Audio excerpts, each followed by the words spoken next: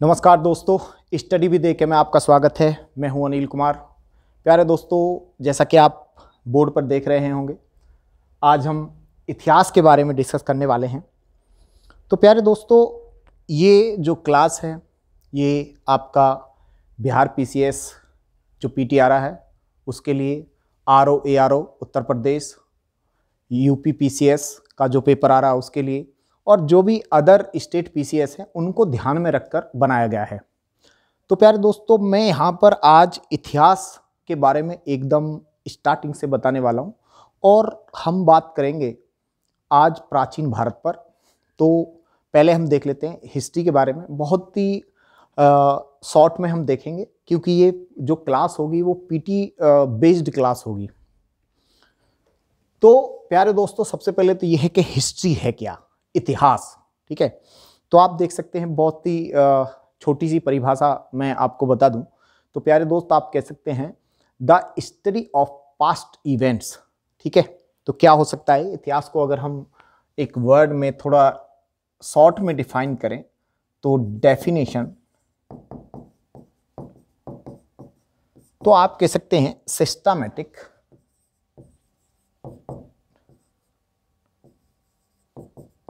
Study of past events. तो प्यारे दोस्तों, हम अतीत की घटनाओं का व्यवस्थित अध्ययन करते हैं इतिहास के अंतर्गत। इसको क्या बोलते हैं, इतिहास। अभी हम इतिहास के भागों पर जाने से पहले कि भाई प्राचीन भारत, मध्यकालीन भारत, आधुनिक भारत, इस पर जाने से पहले थोड़ा सा प्राचीन भारत के अंतर्गत हम देखेंगे। यहां पर आपने कई बार सुना होगा प्यारे दोस्तों कि हिस्ट्री को भी, यहां पर आपने देखा होगा कि प्रोटो हिस्ट्री क्या होता है, प्री हिस्ट्री। उसके बाद आपने कई बार देखा होगा प्रोटो हिस्ट्री, ये वर्ड सुना होगा, और उसके बाद हिस्ट्री, या इसको आप दूसरे शब्द में भी कह सकते हैं कि प्री हिस्टोरिक या प्री हिस्टोरिकल पीरियड। इसके बाद इसको आप दूसरा शब्द से कह सकते हैं प्रोटो हिस्टोरिकल पीरियड। और ये आपका जो हो जाएगा, इसको कह सकते हैं हिस्टोरिकल पीरियड।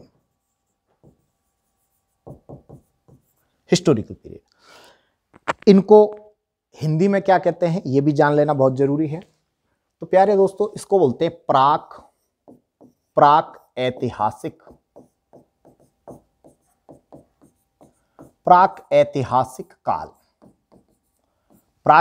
काल। दूसरा आप देखेंगे ये वाला जो प्री हिस्ट्री मतलब प्राक ऐतिहासिक काल। ठीक है, इसके बाद ये जो प्रोटो हिस्ट्री है या प्रोटो हिस्टोरिक पीरियड है, इसको आप आध ऐतिहासिक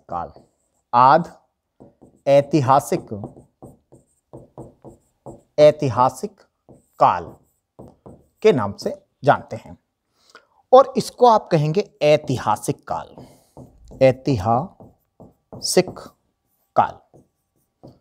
तो प्यारे दोस्तों, हम प्राचीन, मध्यकालीन और आधुनिक भारत पढ़ने से पहले सबसे पहले इन टर्म्स को जान लेना हमारे लिए बहुत ही महत्वपूर्ण है। और कई बार इसको देखो, यहाँ से क्वेश्चंस आ जाते हैं। इसका मान लीजिए कि प्री हिस्टोरिक पीरियड का एग्जाम्पल दीजिए, या प्री हिस्टोरिक साइट्स के बारे में पूछ लेता है कई बार। इसी प्रकार प्रोटो हिस्टोरिक साइट्स पूछ लेता है, या प्रोटो हिस्टोरिक साइट का एग्जाम्पल कौन सा है। फिर हिस्टोरिकल पीरियड अगर जो है ये कहाँ से, कब से स्टार्ट होता है, और क्यों इसको हम हिस्टोरिकल पीरियड मतलब कहते हैं। ठीक है, तो आखिर इनमें क्या अंतर है, इसको हमारा जानना आज बारीकियों से हम इसको मतलब जानने का प्रयास करेंगे प्यारे दोस्तों। तो अब मैं आपको बता देता हूँ अभी हम इनको तीनों को अंतर देखेंगे, लेकिन इससे पहले मैं आपको थोड़ा सा एक और बात बता देता हूं कि प्यारे दोस्तों, एक होता है sources of history, sources of history, या फिर सोर्सेज टू नोइंग हिस्ट्री, इतिहास को जानने के स्रोत, इतिहास को जानने के स्रोत, यानी कि ऐसे स्रोत जिनके माध्यम से हम इतिहास को जान सकते हैं, ठीक है, उनको बोलते हैं ऐतिहासिक स्रोत। प्यारे दोस्तों, जो सोर्स ऑफ हिस्ट्री होते हैं ये दो प्रकार के होते हैं। एक को कहा जाता है पुरातात्विक स्रोत, पुरातात्विक यानी कि स्रोत, पुरातात्विक स्रोत अर्थात archaeological, archaeological sources, archaeological sources. और जो दूसरे सोर्सेज होते हैं मेरे प्यारे दोस्तों, उसको आप बोलते हैं लिखित स्रोत या साहित्यिक, साहित्यिक स्रोत, स्रोत अर्थात इनको आप बोल सकते हैं रिटन,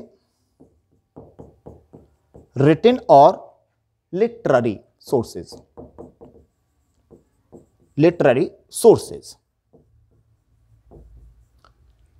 तो मैंने बताया आपको इतिहास को जानने के दो स्रोत होते हैं, एक पुरातात्विक स्रोत और दूसरे लिखित स्रोत। अब ये क्या होते हैं?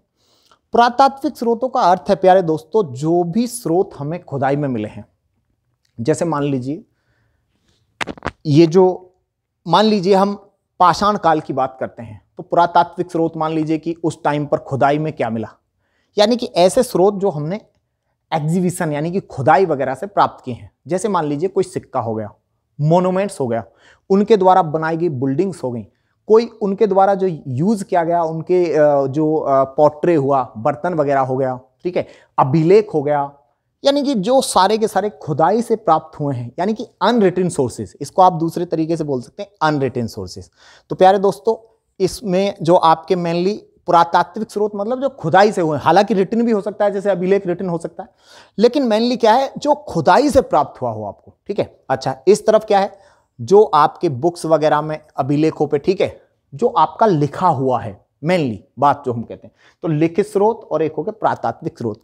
पुरातात्विक स्रोत आप समझ गए, तो मैंने बताया इधर कॉइन्स हो सकता है, कॉइन्स हो सकता है, इनको हम डिटेल्स में पढ़ेंगे, मोनूमेंट्स हो सकता है, बिल्डिंग्स हो सकती है। तो ये सारे के सारे क्या हैं, आपके पुरातात्विक स्रोत। हम इनको क्यों पढ़ रहे हैं, अभी मैं इसको डिटेल में नहीं पढ़ा रहा हूं, लेकिन इसका मीनिंग क्या है, हम क्यों इसको डिस्कस कर रहा हूं, इसको इसलिए डिस्कस कर रहा हूं ताकि आप प्री हिस्ट्री, प्रोटो हिस्ट्री और हिस्ट्री को आप समझ सकते हैं, हिस्टोरिक पीरियड को। चलिए अब हम देखते हैं प्यारे दोस्तों, यहां पर तो हम बात करते हैं प्री हिस्टोरिक,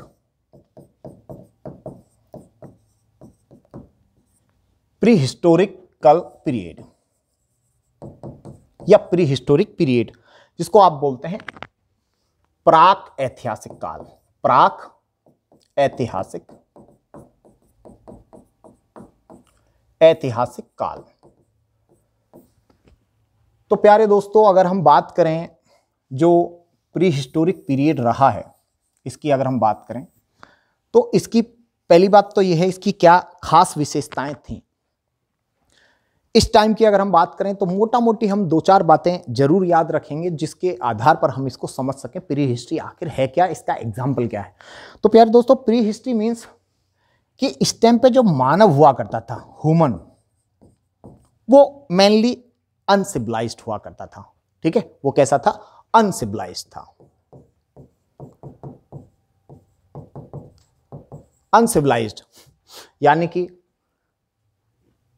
वो मानव कपड़े नहीं पहनता है। मेनली मानव जो है वो हंटर एंड फूड गैदरर है। हंटर मतलब जो आपके जंगलों में शिकार करता है जानवरों का, उनको मारकर खाता है, और कोई भी उसको जो फल फ्रूट मिलता है उसको गेट करता है, यानी कि आपका भोजन के रूप में प्राप्त करता है। इसको बोलते थे, मानव जो होता था उस टाइम पे हंटर एंड फूड गैदरर हुआ करता था। तो मेनली मानव जो है वो कैसा है, अनसिविलाइज्ड है, यानी कि Hunter and food gatherer. Hunter and food gatherer प्यारे दोस्तों, यानी कि मानव जो है वो असभ्य है, पढ़ना लिखना वगैरह कुछ नहीं जानता है, अनसिविलाइज्ड है, बिना पका हुआ मांस खाता है, ठीक है, और ये क्या है, हंटर एंड फूड गैदरर है, ठीक है। अब इस टाइम की अगर हम बात करें तो दूसरी बात देखते हैं, दूसरी खास बात, तो ये आप देखेंगे कि अनसिविलाइज्ड है। अच्छा, इस टाइम पे एक हम जो ये जो मैं लिख रहा हूं इसको बोलते हैं लिपि। लिखने की कला क्या कहलाती है, लिपि या फिर स्क्रिप्ट। तो प्यारे दोस्तों दूसरी मैं बात कर रहा हूं स्क्रिप्ट। स्क्रिप्ट मतलब लिपि, लिपि। तो मेरे प्यारे दोस्तों इस टाइम पे क्योंकि मानव का उतना ज्यादा मानसिक रूप से विकास नहीं हुआ है, मानव अपनी प्राइमरी स्टेज में था, तो इस टाइम पे आप देखेंगे स्क्रिप्ट जो है, स्क्रिप्ट जैसे ये लिखने की कला जो हिंदी में मैं लिख रहा हूं इसको बोलते हैं देवनागरी लिपि, स्क्रिप्ट है ये एक, और ये जो इंग्लिश में लिख रहा हूं इसको बोलेंगे रोमन स्क्रिप्ट, ठीक है। तो इस टाइम पे स्क्रिप्ट जो है उसका विकास नहीं हुआ था। तो स्क्रिप्ट जो है इस टाइम पे स्क्रिप्ट का डेवलपमेंट, स्क्रिप्ट का डेवलपमेंट नहीं हुआ। तो आप बताइए कि जब स्क्रिप्ट का ही विकास नहीं हुआ है तो मानव जो है वो पढ़ना लिखना, रीडिंग एंड आप कह सकते हैं राइटिंग, वो नहीं जानता है क्योंकि स्क्रिप्ट ही नहीं है। तो जब स्क्रिप्ट ही नहीं है तो मानव रीडिंग एंड राइटिंग भी नहीं जानता। अब मेन कंसेप्ट की बात यह है, तो आप ये बताइए कि स्क्रिप्ट का विकास हुआ नहीं है, मानव पढ़ना लिखना नहीं जानता है, तो प्यारे दोस्तों अब मैं ये पूछना चाह रहा हूं कि इस समय के इतिहास को जानने का जो स्रोत होगा वो कैसा होगा हमारे पास। हम इस समय के इतिहास को जानना चाहते हैं तो कौन सा सोर्स बचा है हमारे पास जिससे के माध्यम से हम इतिहास को जान सकते हैं। तो इस समय के इतिहास को प्यारे दोस्तों हम केवल और केवल जान सकते हैं इतिहास के, यानी कि सोर्स ऑफ जो हिस्ट्री होगा, सोर्स टू नोइंग हिस्ट्री, तो इस टाइम का जो सोर्स होगा वो केवल और केवल पुरातात्विक स्रोत अर्थात आपके आर्कियोलॉजिकल सोर्सेज पर ही हम डिपेंड होंगे। आर्कियोलॉजिकल सोर्सेज, क्योंकि रिटन सोर्सेज तो डेवलप ही नहीं हुए हैं इस टाइम पे, ठीक है। तो एक बार फिर से देख लीजिए, प्राक ऐतिहासिक काल मीन्स मानव अनसिविलाइज्ड है, हंटर एंड फूड गैदरर है, स्क्रिप्ट का विकास नहीं हुआ है, इसीलिए वो पढ़ना लिखना नहीं जानता है, और इतिहास को जानने का स्रोत केवल और केवल हमारे पास जो बचता है इस समय का, वो कौन सा बचता है, तो आप देख सकते हैं केवल और केवल आर्कियोलॉजिकल सोर्सेज पर हम डिपेंड हैं। क्लियर है। तो प्यारे दोस्तों इसका एग्जाम्पल कौन सा है, सबसे मोस्ट इंपोर्टेंट बात यह है कि प्री हिस्टोरिक का, यानी कि जो आप देख रहे हैं प्री हिस्टोरिकल पीरियड, कौन सा इसमें कौन सी चीजें आती हैं, कौन सा इतिहास आता है। तो यहां पर हम जो पढ़ते हैं इसका उदाहरण है, एग्जाम्पल जो है, आप जो एग्जाम्पल देखेंगे वो इसका एग्जाम्पल है स्टोन एज। स्टोन एज अर्थात पाषाण काल, पाषाण काल या पाषाण युग। तो प्यारे दोस्तों स्टोन एज को हम प्राक ऐतिहासिक काल के रूप में पढ़ते हैं, जो कि आपके आरंभिक इतिहास से स्टार्ट होता है और 10,000 साल ईसा पूर्व तक चलता है, ठीक है। तो इसको हम यहाँ पर पढ़ते हैं। तो आप देख सकते हैं इसके अंतर्गत हम ये पढ़ते हैं। फिर इसको भी फर्दर आप देखेंगे, पाषाण काल को भी फर्दर डिवीजन करते हैं कि पुरा पाषाण काल, मध्य पाषाण काल, और फिर आप देखेंगे कि नव पाषाण काल, ठीक है। तो अलग अलग इसको उसमें बांट लेते हैं। तो ये हमारा टॉपिक हो गया। आगे जब हम पाषाण काल पढ़ेंगे उसमें पढ़ेंगे, लेकिन अभी हम प्री हिस्ट्री का मतलब क्या होता है और कौन सा काल इसमें पढ़ा जाता है, कौन सा इतिहास इसमें पढ़ा जाता है, इसको हमने देखा। तो अब हम आगे देखते हैं प्यारे दोस्तों। प्री हिस्ट्री इस तरह हो गया आपका खत्म। अब बात करते हैं proto history. Proto historical period अर्थात इसको कहा जाता है आध ऐतिहासिक आध ऐतिहासिक काल। अब इसके नाम से ही आप देख सकते हैं आध ऐतिहासिक काल। आध का मतलब है कि आधा इतिहास, ठीक है। इसका मतलब क्या हुआ, आप इसको समझने का इसके कैरेक्टरिस्टिक्स पर जाना पड़ेगा। तो प्यारे दोस्तों, इस टाइम पे अगर हम बात करें तो ह्यूमन जो हुआ वो सिविलाइज्ड हो गया, ठीक है। मानव क्या हो गया, सिविलाइज्ड, अर्थात मानव सभ्य है। और अब मानव का मानसिक रूप से विकास हो चुका है, ठीक है। और इस टाइम पे आप देखेंगे तो जो स्क्रिप्ट है, स्क्रिप्ट मतलब लिखने की कला, उसका विकास हो चुका है। स्क्रिप्ट का विकास क्या हो गया, डेवलप, स्क्रिप्ट डेवलप हो चुकी है। इसका मतलब यह हुआ कि ये जो लोग हैं वो पढ़ना लिखना जानते होंगे, ठीक है। इसका मतलब यह हुआ कि ये लोग रीडिंग एंड राइटिंग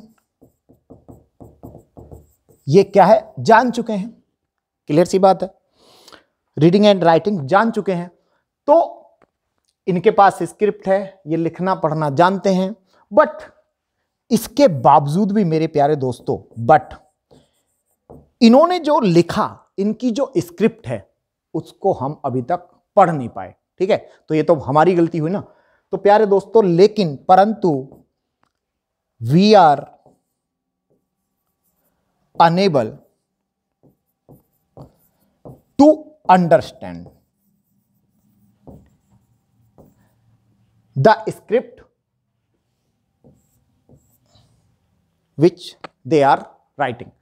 तो स्क्रिप्ट तो इनके समय में विकसित हो चुकी है, ये पढ़ना लिखना ये जानते हैं। लेकिन दिक्कत ये है कि हमने अभी तक हम उसको पढ़ नहीं पाए, कोई भी नहीं पढ़ पाया है। तो अब आप मुझे ये बताइए कि प्यारे दोस्तों, यहां पर इनका इतिहास को मुझे जानना है। इसके अंतर्गत इसका एग्जाम्पल पहले तो मैं बता देता हूं। इसका उदाहरण जो है, इसका उदाहरण है इंडस वैली सिविलाइजेशन। इसके अंतर्गत क्या पढ़ते हैं, IVC, सिंधु घाटी की सभ्यता, जिसका आप टाइम पीरियड भी देख सकते हैं कि लगभग 2500 BC से और 1750 BC ये इसका मैच्योरिटी पीरियड माना जाता है। हालांकि कहीं कहीं पर 2600 BC भी दिया होता है, वो मैटर नहीं करता है। तो प्यारे दोस्तों, आप देखेंगे कि इंडस वैली सिविलाइजेशन इसका एग्जाम्पल है प्रोटो हिस्टोरिक पीरियड का। और इस टाइम पे मानव जो है वो सिविलाइज्ड है। आप देखेंगे कि ये पहली जो IVC जो था वो भारत का प्रथम नगरीय सभ्यता थी, ठीक है। तो अब देखेंगे कि यहां पर सिविलाइज्ड है, स्क्रिप्ट का विकास हो चुका है, लिपि है इस टाइम पे। लिपि इसका मतलब है पढ़ना लिखना जानता है, परंतु हम इसको पढ़ नहीं पाए। तो प्यारे दोस्तों, मैं कह रहा हूं कि हमें अभी इंडस वैली सिविलाइजेशन का इतिहास को जानना है। तो आप ये बताइए कि हमको अभी भी किस पर निर्भर रहना पड़ा, क्योंकि इनके लिखित स्रोत तो हैं, लेकिन प्यारे दोस्तों हम उसको समझ नहीं पाए हैं। तो इसका मतलब ये हुआ कि हम इतिहास को जानने के लिए, इनके इतिहास को जानने के लिए आज भी केवल और केवल पुरातात्विक स्रोतों पर ही निर्भर हैं। तो ये यहां पर क्या होगा, यानी कि source of history, sources of history. तो इसका इतिहास को जानने का स्रोत जो होगा वो क्या होंगे, आर्कियोलॉजिकल सोर्स। अर्थात इनके इतिहास को जानने के लिए भी हम किस पर डिपेंड हैं, depend on archaeological sources only. तो प्यारे दोस्तों, मैंने बता दिया कि ये है प्रोटो हिस्टोरिकल पीरियड, यानी कि इनके पास स्क्रिप्ट है लेकिन हम उसको पढ़ नहीं सके हैं, ठीक है। और आज भी हम इनके इतिहास को जानने के लिए केवल और केवल पुरातात्विक स्रोतों पर ही निर्भर हैं। तो ये था आपका, इसीलिए इसको देखो क्यों इसको आध इतिहास क्यों कहा गया। इसका मतलब यह है कि पुरातात्विक यानी कि रिटन सोर्सेज तो हैं, ठीक है, लेकिन हम नहीं पढ़ पाए, इसीलिए इसको पूरा इतिहास न कहकर आध ऐतिहासिक काल कहा गया, ठीक है जी। अब हम आते हैं हिस्टोरिकल पीरियड। अगला क्या है, हिस्टोरिकल पीरियड। हिस्टोरिकल पीरियड, प्यारे दोस्तों, हिस्टोरिकल पीरियड की अगर हम बात करें तो ये जो हिस्टोरिकल पीरियड है, ऐतिहासिक काल जो है, ऐतिहासिक काल हम उस काल को कहते हैं जब से इतिहास को जानने के पुरातात्विक स्रोतों के साथ साथ लिखित स्रोत भी हमारे पास अवेलेबल हैं। उसको हम क्या बोलते हैं, ऐतिहासिक काल कहते हैं। तो प्यारे दोस्तों, यहां पे अगर हम बात करें इसकी विशेषताओं की बात करें तो ये बताइए, ह्यूमन क्या है, सिविलाइज्ड है, क्लियर, और इसके पास स्क्रिप्ट है, स्क्रिप्ट है इनके पास लैंग्वेज है, इनके पास लैंग्वेज है। इसका मतलब क्या हुआ, ये आपके रीडिंग एंड राइटिंग जानते हैं, और उसको हम, इस स्क्रिप्ट को हम पूरी तरह से क्या है, एबल टू अंडरस्टैंड कंप्लीटली। इसका मतलब यह हुआ कि इन्होंने जो लिखा, जो इनकी लिपि थी, उसको आज हम पढ़ने में पूरी तरह से क्या है, सक्षम है। तो प्यारे दोस्तों, ऐतिहासिक काल मतलब जिस दिन से इतिहास को जानने के स्रोत, आर्कियोलॉजिकल स्रोत के साथ साथ लिखित स्रोत भी मिलने लगे, उसको हम क्या बोलते हैं, ऐतिहासिक काल। तो यहां पर क्या हो गया, यानी कि सोर्स क्या हुए, सोर्सेज, यहां पर यानी कि आपके आर्कियोलॉजिकल सोर्सेज और रिटिन सोर्सेज भी हमारे पास अवेलेबल है। यानी कि इतिहास को जानने के जिस दिन से लिखित स्रोत स्टार्ट होते हैं, हमारे पास अवेलेबल हैं, उसी को क्या बोलते हैं, ऐतिहासिक काल। अब इसमें किसको रखा जाता है, तो प्यारे दोस्तों यहां पर एक छोटा सा विवाद होता है जिसको हमें थोड़ा सा समझ लेना चाहिए अच्छे से।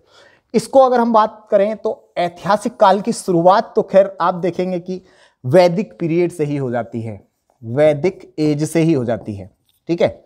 वैदिक एज यानी कि 1500 बीसी से आपका 600 बीसी के आसपास ये क्या होता है, इतना इसका काल है वैदिक पीरियड का। और लेकिन बेसिकली मुख्य रूप से जो हिस्टोरिकल पीरियड है प्यारे दोस्तों, ये स्टार्ट होता है आपका 600 बीसी। तो मैं ये कह रहा हूं कि कुछ इतिहासकार इसको कहते हैं कि ये वैदिक पीरियड से ही स्टार्ट हो जाता है, और कुछ इतिहासकार बोलते हैं कि भाई ये बेसिकली मेन रूप से जो स्टार्ट होता है वो आपको 600 बीसी के आसपास से स्टार्ट होता है। और 600 बीसी का मतलब हुआ कि भाई महाजनपद काल, या फिर आप कह सकते हैं जैन धर्म, बौद्ध धर्म का जो उदय हुआ, जब से ऐतिहासिक काल माना जाता है। अब इसमें दोनों में अंतर क्या है, थोड़ा सा इसको भी समझने का प्रयास करें, आखिर ऐसा विवाद क्यों है। तो प्यारे दोस्तों, मैं कह रहा हूं हिस्टोरिकल पीरियड,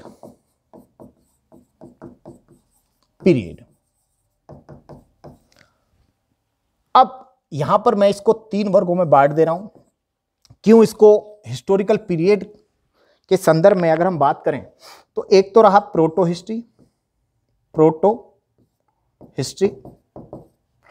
हिस्टोरिकल पीरियड, जो कि मैंने बताया अभी आपको 2500 या 2600 बीसी से 1750 बीसी, क्लियर।